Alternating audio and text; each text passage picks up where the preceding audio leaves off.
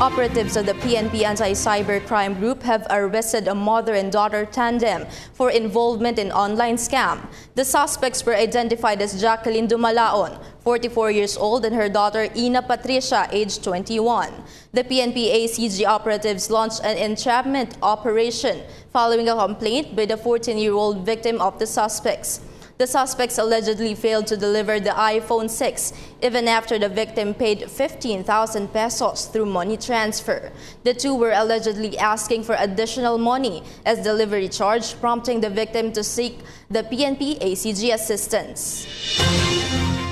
Kung ikaw ay bibili o kaya magbebenta, dapat talagang yung bibili, makakikita mo ng personal yung tao at doon mabibigay yung bayad or something, tatanggapin mo yung gadget, talagang magpapalitan kayo ng pera at saka ng gadget para sigurado ka na makakarating.